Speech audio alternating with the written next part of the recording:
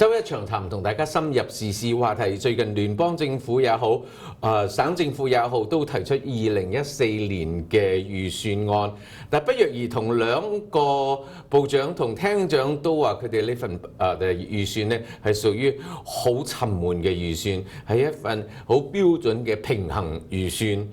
當然有好多人支持，亦都有好多人覺得到底我哋係平衡咩呢？係平衡嗰本帳簿啊，抑或係平衡政府對市民應該有嘅服務。所以我哋今日咧非常榮幸請到我哋 BC 省嘅財政廳長喺百忙之中嚟同我哋講解下佢對於今年呢一份財政預算案佢嘅一啲思維，同埋佢覺得希望我哋大家能夠一齊多了解嘅。Mike, welcome very much. I know you're very, very busy, but before I start the program, I want to talk about your interesting pair of shoes. For people who follows the politics and have been here long, they will know the history and what's going on. But many new immigrants were thinking, what's the big fuss about it? Where they come from? So what happened to your shoes? BC, great to be on the program. Happy to talk about my shoes. There is this parliamentary tradition that has evolved over decades where I think it started federally in Ottawa, where the finance minister the day before would go out and purchase a new pair of shoes, the budget shoes for the next day. And there's lots of funny stories about over the years how that's evolved. I thought, given where we are as a province, where we have finally balanced the books, but we've got to be careful. We've got to be careful about our spending. Can't spend too much money. No shopping sprees ahead. So I took an old pair of shoes and I had them resold, and I bought a new belt. Because we got to tighten that up just a little bit more too. So. That is a very clear message that you want to share with the British Columbia. I still remember many years ago, Carol Taylor. She bought all the media said that she bought a very expensive pair of shoes, and she just smiled and said, "If you amortize it, it's really nothing." Right. And that's how we manage our finance. So there were always, as you said, many interesting stories. I recall that. I'm not really a Gucci guy. Well, me neither. But it's, as you said, interesting stories. But you started your speech in the parliament just like the federal minister. This is a boring budget, and it's a balanced budget.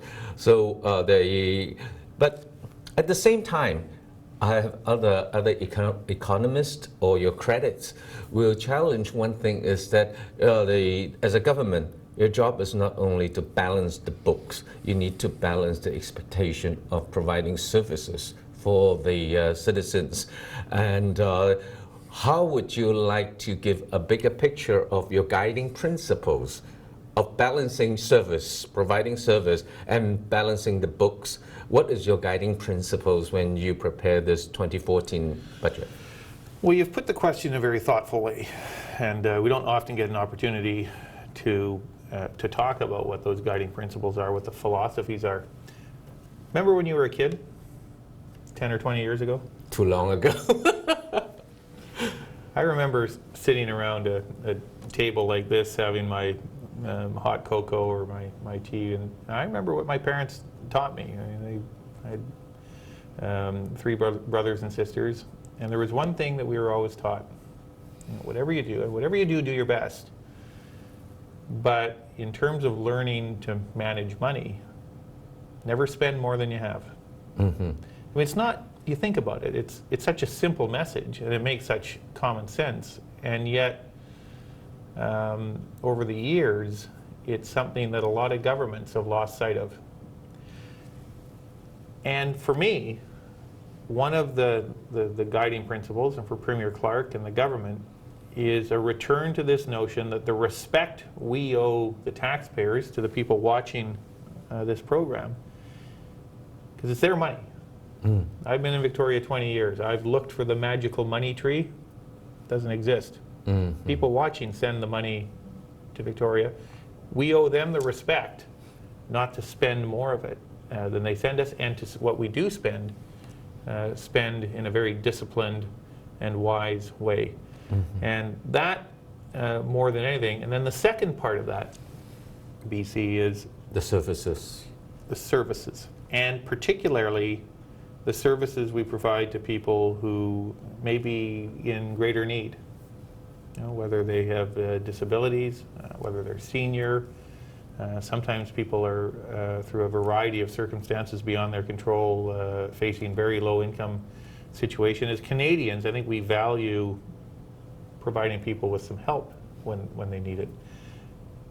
But you can't do that if you've overspent in other areas, if you're spending more than you have. So in an odd sort of way, your ability to help the people that need help the most is enhanced by showing discipline and having a healthy budgetary situation. And that really, at the end of the day, those are the two elements of what guides me in the preparation of a budgetary document. And there are many, many tough decisions and hard decisions to make.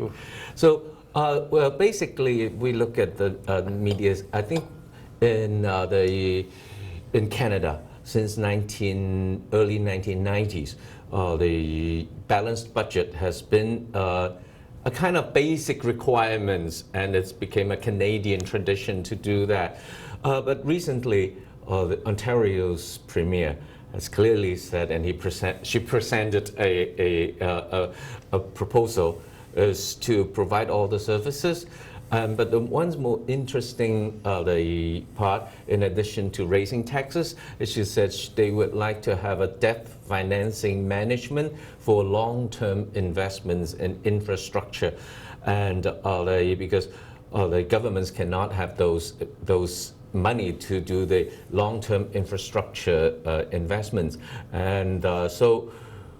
What do you think about it? Because a lot of critics in British Columbia said that there's a lack of infrastructure investment in your budget.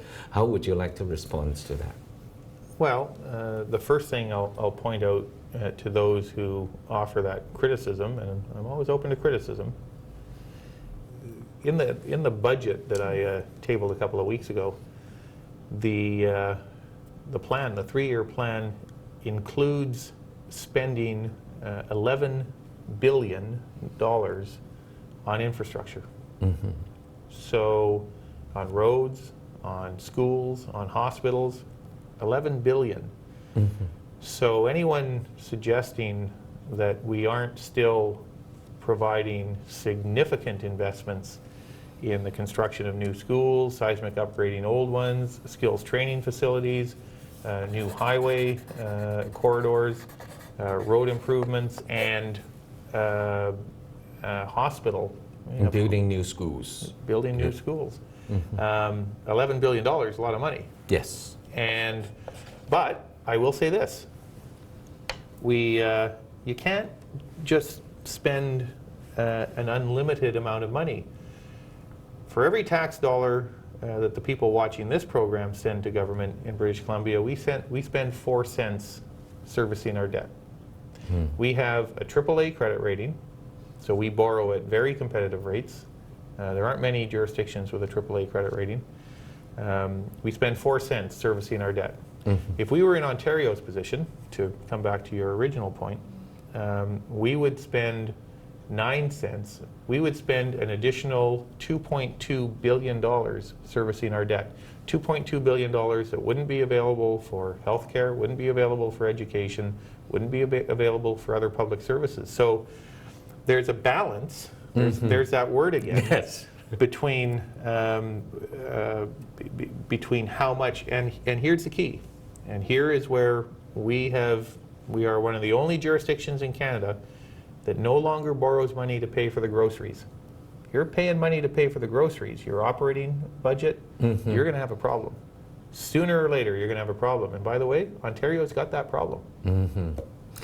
So we don't have to raise any debt or to pay for the operational budget side. Not anymore. Wonderful. Yeah. Yeah, but as I said, earlier, and as Chair has agreed, there are a lot of tough decisions, and those tough decisions will really, in the eyes of the beholders, how seriously it can be. So that budgeting is a very, very delicate and complicated process. So we will come back and talk a little bit more about the long-term, like LNG, and also the health issues that people are talking. Do you know it's complicated, BC, in many ways, because it's a $44.5 billion budget. But there's one part of it that's really quite simple. Mm-hmm. May I? Yes. There's two lines. If that's your revenue and that's your expense, and if that line goes above that line, you got a problem. That's the Again, secret. back to the dining table with your parents. Yes， 我哋休息一陣，一陣間翻嚟繼續同我哋嘅BC 省嘅財政廳長同我哋傾下2014年嘅預算案，佢嘅思維，佢嘅諗法。